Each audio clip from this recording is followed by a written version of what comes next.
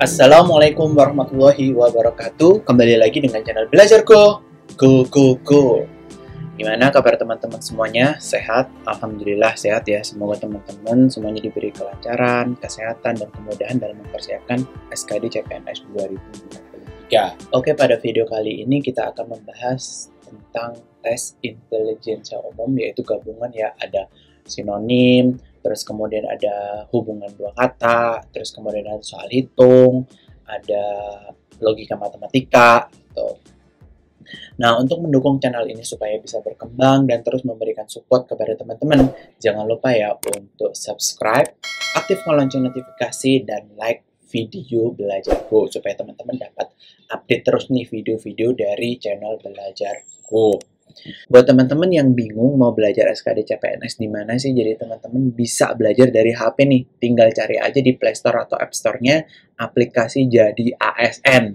Kemudian registrasi dan login dan pilih paketnya. Ada banyak banget paket yang harganya affordable sesuai dengan teman-teman.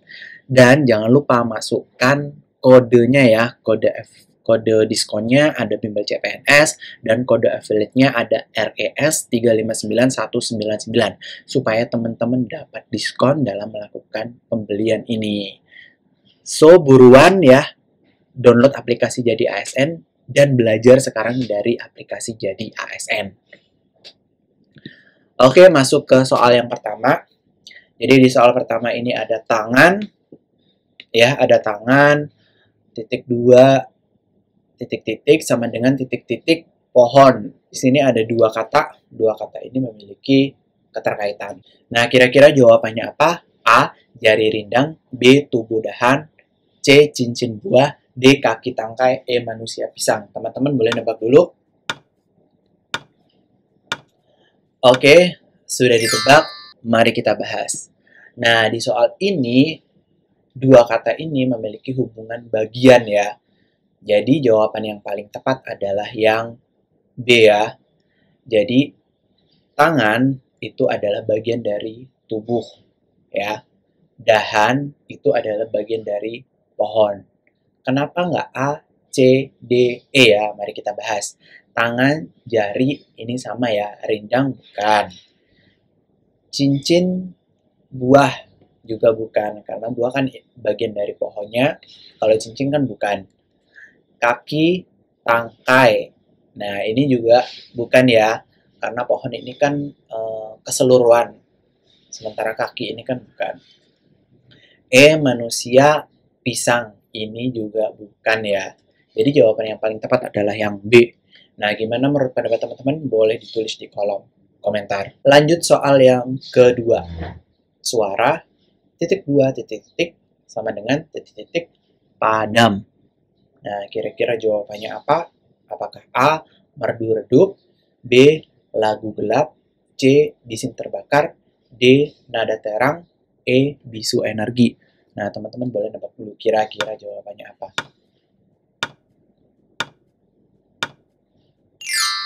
Oke, sudah ditebak. Mari kita bahas. Nah, di soal ini hubungannya itu ada kata tanpa. Jadi ketika suara itu tanpa adanya suara itu pasti bisu ya, jadinya bisu ya, yang E. Tanpa energi itu jadinya padam, jadi yang paling cocok adalah yang E ya. Bisu tanpa suara itu pasti bisu, tanpa energi itu pasti padam. Nah, kenapa nggak A, B, C, D ya? Kita bahas satu-satu. Yang A, suara merdu, redup, padam. Nah, enggak ya, kalau yang ini kan kayak lawan katanya, jadi bukan. Lagu gelap, padam, bukan juga. Bising terbakar, bukan. Nada terang ya, suara nada terang, bukan juga karena lawan kata. Jadi jawaban yang paling tepat adalah yang E. Nah, gimana menurut pendapat teman-teman? Boleh ditulis di kolom komentar. Lanjut soal berikutnya. Marah, titik 2, titik-titik sama dengan titik-titik, titik 2 ledakan. Nah, kira-kira jawabannya apa? Apakah A, kerusakan, peledak, B, amuk, letupan, C, emosi bom, D, tidak puas, teror, E, hawa nafsu. Nah, kira-kira jawabannya apa?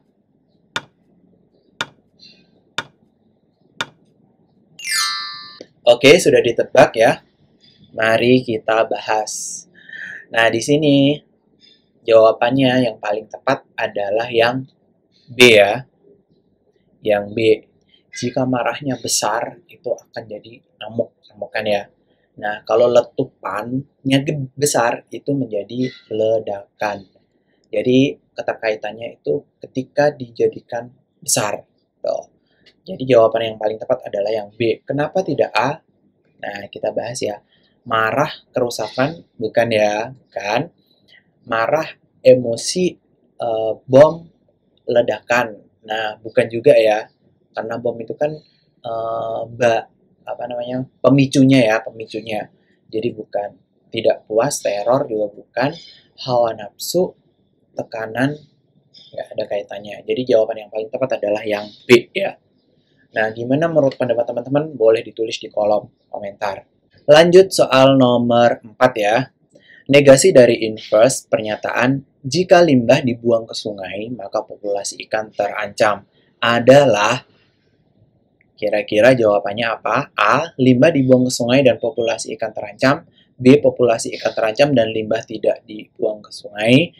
C. Polusi ikan tidak terancam atau limbah dibuang ke sungai. D. Limbah tidak dibuang ke sungai dan populasi ikan terancam. E. Limbah dibuang ke sungai atau populasi ikan tidak terancam. Nah, kira-kira jawabannya apa? Teman-teman boleh nebak dulu.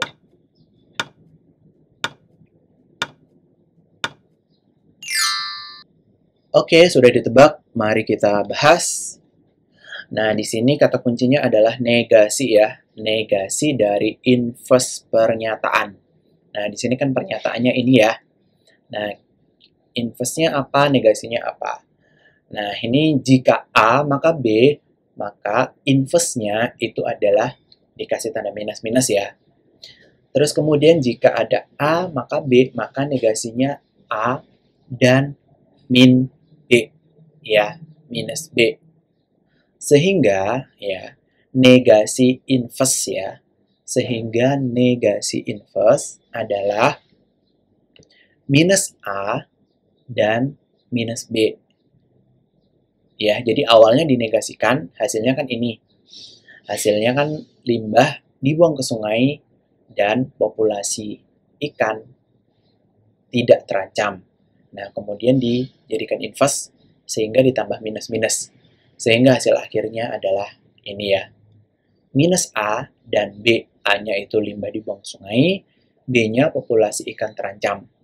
Sehingga kesimpulannya limbah tidak dibuang ke sungai dan populasi ikan terancam.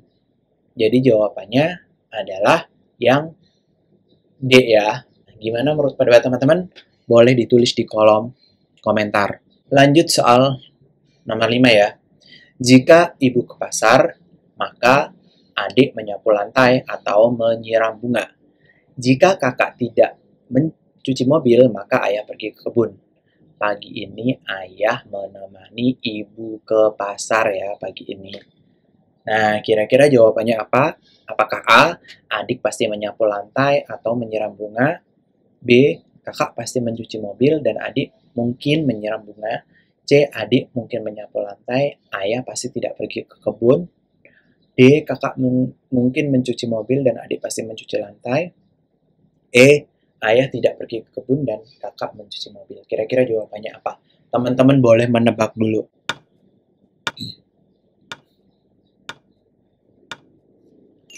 Oke, sudah ditebak. Oke, mari kita bahas.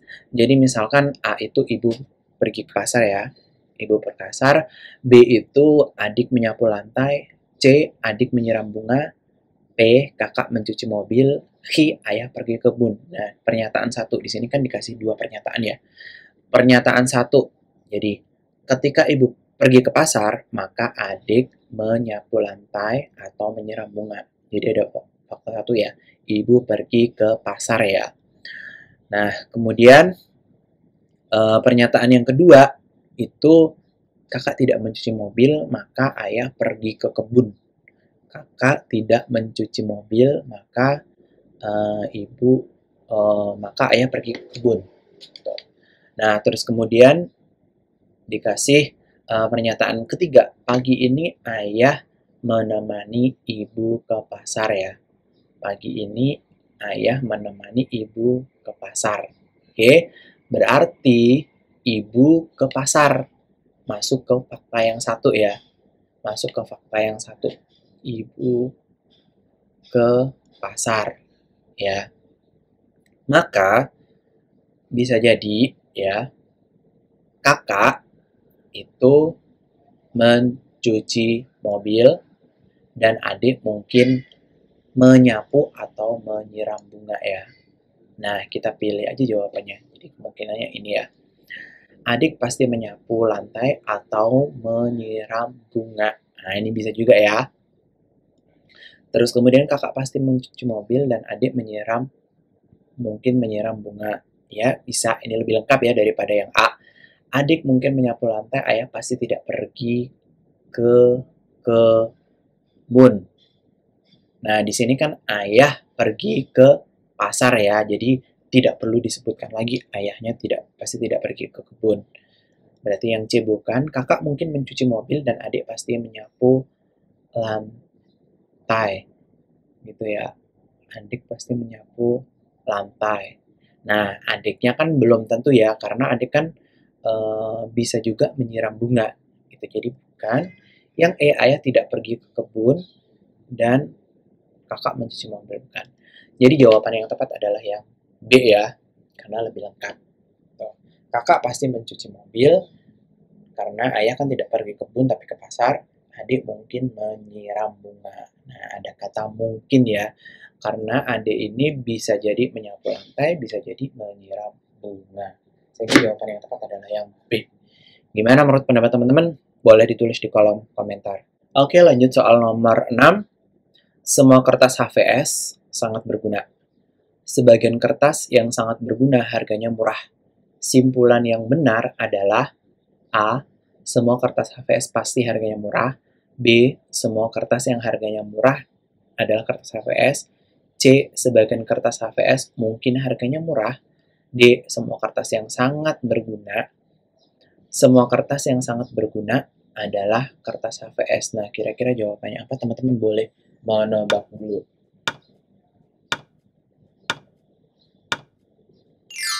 Mari kita bahas. Oke.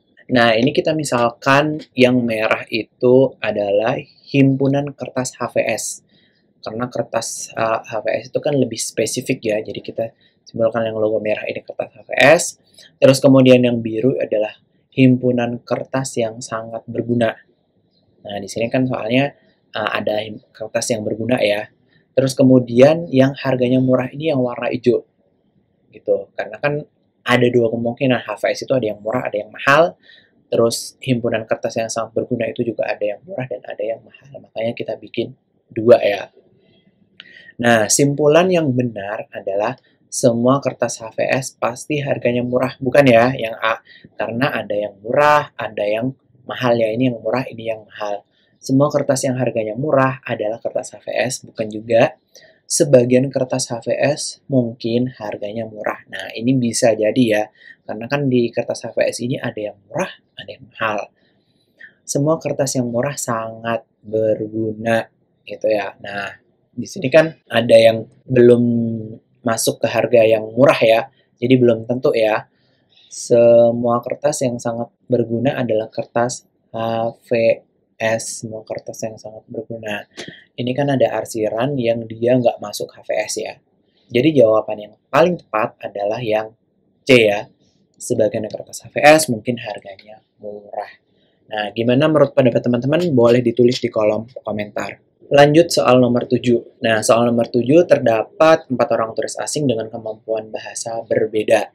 Turis A bisa bahasa Prancis dan Jerman, turis B bahasa Inggris, Jepang, dan Cina, turis C bahasa Jerman, turis D bahasa Spanyol, Jerman, dan Prancis.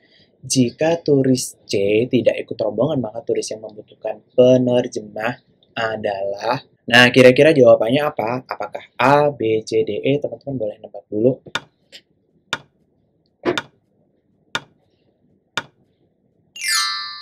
Oke, sudah ditebak. Mari kita bahas ya. Nah, karena turis C ini tidak ikut, nah si C-nya ini kan tidak ikut ya, maka hanya turis A, B, D ya. Nah, jika ada dua turis menguasai satu bahasa yang sama, gitu ya, pasti maka turis lain pasti membutuhkan penerjemah. Nah, berarti antara A, B, C, D yang memiliki kemampuan bahasa yang sama itu apa sih? Perancis, B nggak punya ya. Nah, tapi ini punya Perancis, ada. Terus kemudian Jerman, ada ya. Nah, tapi turis B-nya nggak ada. Berarti yang membutuhkan penerjemah itu adalah turis B. Nah, langsung aja kita blok antara B sama E ya, karena turis B. Turis B membutuhkan penerjemah bahasa Spanyol, gitu ya. Belum tentu ya, karena kalau misalkan turis B butuh bahasa Spanyol, pasti yang A juga butuh bahasa Spanyol. Kita klik dulu. Yang E, turis B membutuhkan penerjemah bahasa Perancis. Nah, ini ya. Karena turis A sama turis D itu bisa bahasa Perancis, sehingga turis B ini juga butuh bahasa Perancis, gitu ya. Sehingga jawaban yang paling tepat adalah yang E. Nah, gimana menurut pendapat teman-teman? Boleh ditulis di kolom komentar. Oke, lanjut soal berikutnya. Dalam sebuah keluarga ada membernya A, B, C, D, E, F. Secara acak adalah ayah, ibu, istri, adik perempuan, adik laki-laki, anak laki-laki, dan anak perempuan dari X. Beberapa hal mengenai mereka adalah sebagai berikut. X ya, X seumuran ya, X seumuran dengan istrinya. C adalah laki-laki, A adalah perempuan, E dan G lebih muda dari F, B dan G lebih muda dari A, B adalah laki-laki, ya, B adalah adik. Maka pernyataan yang salah, ya ini yang ditanyakan yang salah ya, adalah kira-kira apa teman-teman boleh nebak dulu.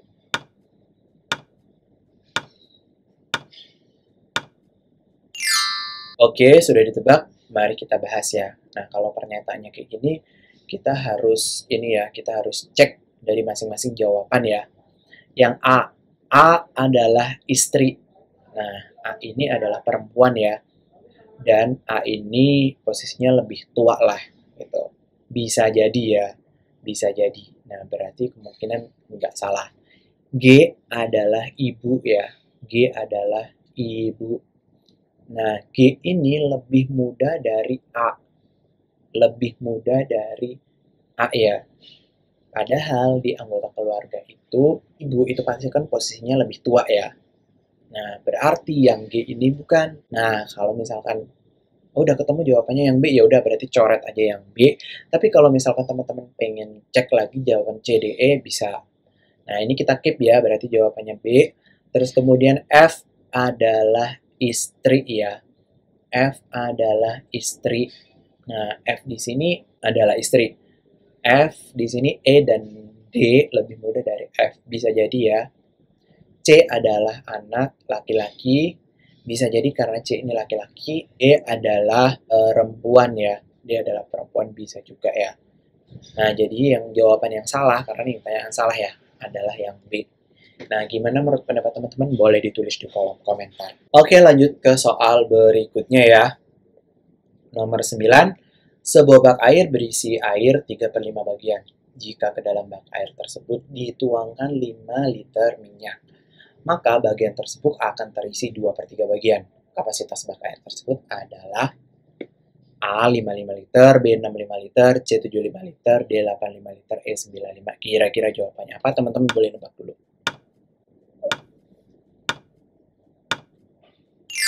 Oke, sudah ditebak. Mari kita bahas. Nah, misalkan X ya, X-nya itu adalah kapasitas bak airnya ya. Kapasitas bak airnya. Nah, di sini 2/3 bagian ya. 2/3 bagian itu ketika 3/5 bagian ditambah 5 liter minyak ya. Nah, berarti 2/3 X sama dengan 3/5 X ditambah 5 liter. Nah, karena di sini ada variabel X yang letaknya berbeda. Kita jadikan satu. Jadi 2/3 X dikurangi 3/5 X sama dengan 5 liter.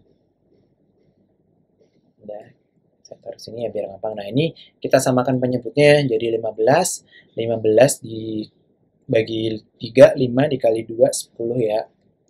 Dikurangi 15, 39 X sama dengan 5 liter. Jadi tinggal 1/15 X ya, sama dengan 5 liter. X-nya tinggal 5 dikali 15, sama dengan 75 liter. Jadi jawaban yang tepat adalah yang C. Nah, gimana menurut pendapat teman-teman? Boleh ditulis di kolom komentar. Oke, soal selanjutnya, soal terakhir. Nah, ini latihan buat teman-teman ya. Ini soalnya hampir sama dengan soal nomor 8, cuma pernyataan terakhirnya ada yang beda. Nah, teman-teman boleh nebak kira-kira jawabannya apa ya?